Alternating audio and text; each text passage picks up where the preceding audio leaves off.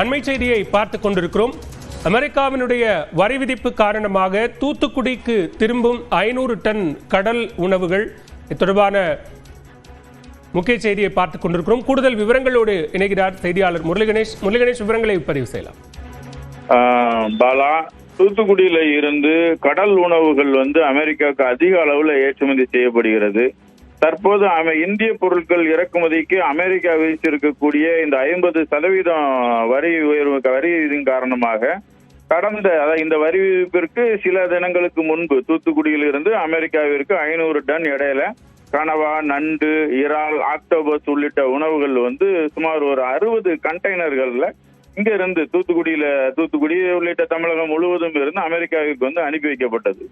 இந்த தற்போது நேற்று முன்தினம் முதல் இந்த 50% வரி விதிப்பு வந்ததை தொடர்ந்து இங்க என்ன ஆயிடுச்சு அப்படின்னா, அமெரிக்காவில் இருக்கக்கூடிய பையர்ஸ், நீங்க அனுப்பக்கூடிய அந்த கண்டெய்னர்ஸ் நாங்க அங்க டெலிவரி எடுக்க மாட்டோம், எங்களுக்கு இந்த உணவு தேவையில்லை, அப்படி இல்லைன்னா இந்த 50% வரியை நீங்களே கட்டுங்க அப்படின்னு சொல்லி இமெயில் மூலமாக எங்க தமிழகம் முழுவதும் இருக்கக்கூடிய மீன் உணவு ஏற்றுமதியாளர்கள் நிர்பந்திச்சுட்டு இருக்காங்க.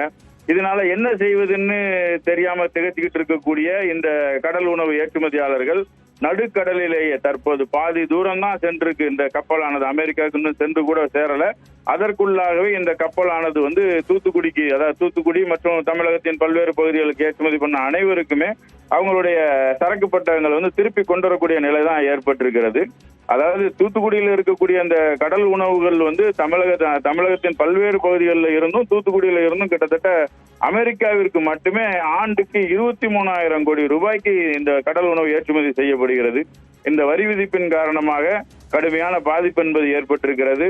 கிட்டத்தட்ட 50 முதல் 60% தொழிலாளர்கள் வேலை இழக்கக்கூடிய நிலைமையானது ஏற்பட்டிருக்கிறது.